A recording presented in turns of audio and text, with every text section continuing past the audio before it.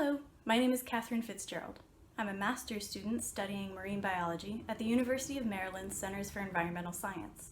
I'm located at the Horn Point Laboratory in Cambridge, Maryland. I'm here today to show you how you can sample plankton at home. Now, the first thing that you need is a net. I'm going to show you how to make two different kinds of nets. Both of them can be constructed using materials that you find at home. You will need a pair of knee-high pantyhose, scissors, and duct tape, or in this case, packing tape. For the more complex net design, you will need specifically a plastic bottle with a screw-top lid. Now, it's nice to have a hole punch, but you can just use scissors if you're very careful. The first step is to cut the soda bottle into 3 pieces. Now we're going to prep our net and attach the net to the collection end.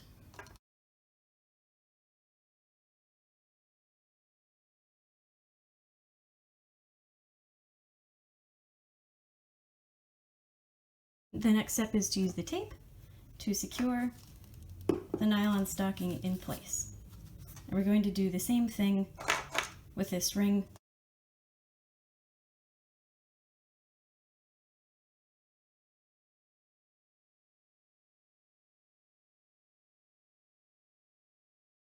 Now we need to place attachments for our towing line.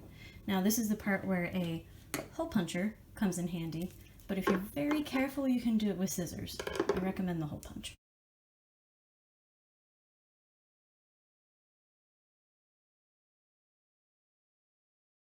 This is our plankton net.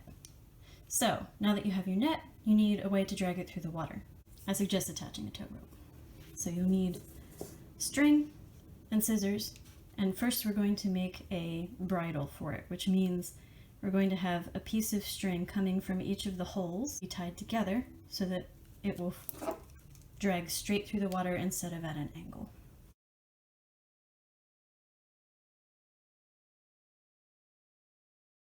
Now that you're the proud owner of a plankton net, it's time to go sampling. You'll need to locate a body of water.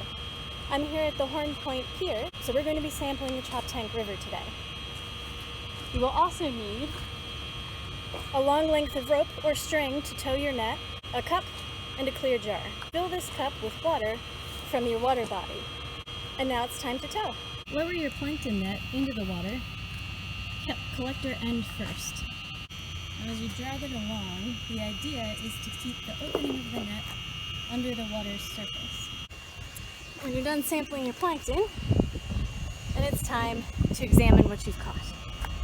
So you have your clear jar for examination ready and open, your cup of water from the body you've sampled from, and you're going to pull your net up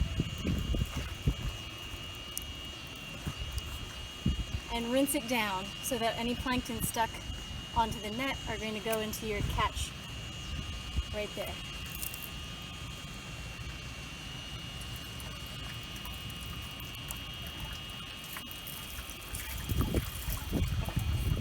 Now this catch area holds more water than this jar will, so we're going to empty some water out by kind of just tilting, letting it drain, and the plankton will filter onto here. So we'll give this another rinse into our jar.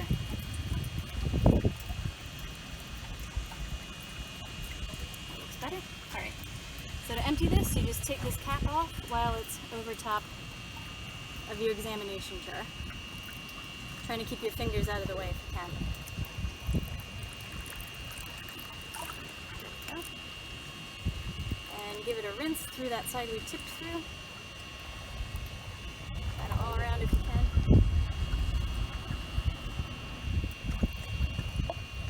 There we go. Wow, there's a lot of stuff in there. Okay, so let's cap our jar and set it somewhere in the sun, so we can let the debris fall to the bottom or float to the top, and we can see our plankton swimming around in between. Okay, so this is our catch a couple minutes later after the debris is settled, and you can see down at the bottom there are some little things kind of fluttering around. They look round and they're kind of fluttering in loop-de-loops and swirls hovering around near the bottom. When you're done looking at your plankton, don't forget to return them to the water from where they came.